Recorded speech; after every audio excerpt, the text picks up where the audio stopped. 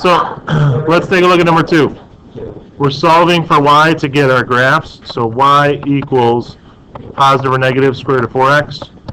You could simplify that, but no need to. We're just doing that to get our graph. And then for this one, if we solve for y, we should get 4/3 x minus 4/3. Right? Subtract 4x, add 4, divide by negative 3. So those are our two equations solved for y. Those allow us to graph this.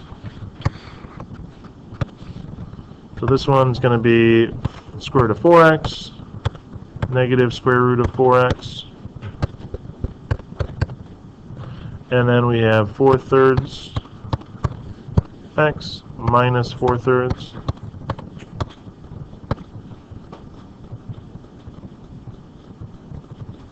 So there's our sideways parabola. And then we have a line. Yeah. Whenever there's something like positive or negative, isn't it just a make a parabola?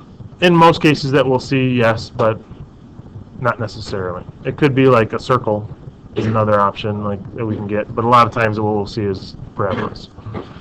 All right, so this is our graph. We can kind of do a rough sketch here. It's going to look something like that. All right, and we're trying to find the area of this region.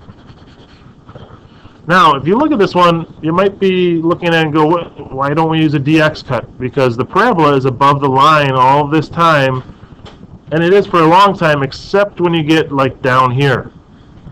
Right there, the parabola is above itself. So that just means dx cut's not going to work. If we did that, we'd have to kind of break it into two parts, and it makes it a lot more complicated. So instead of that, we are going to go ahead and use a dy cut.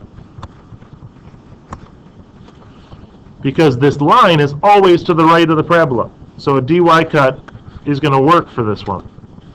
Again, that means everything has to be in terms of y or solved for x. So this first equation, if I solve that for x, we get 1/4 y squared. Second equation, we solve that for x, we end up getting 3/4 y plus 1.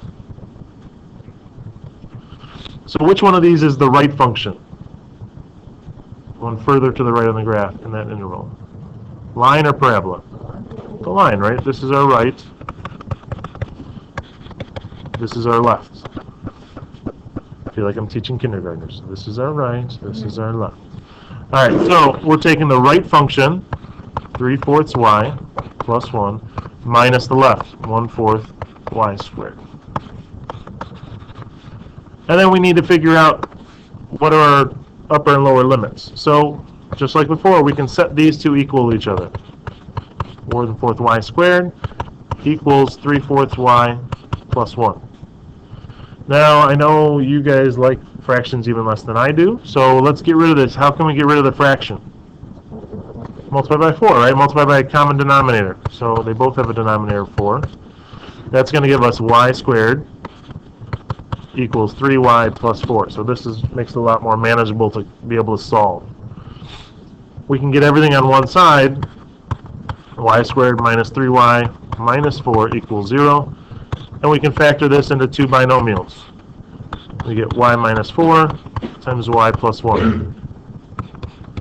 So y equals 4, y equals negative 1. So down here, it's going to be right at about negative 1. Up here, it's going to be at 4. Negative 1, 4. All right, I won't go through the process of putting it in the calculator. You should get for this one 125 over 24 if you put it in your calculator. 25 over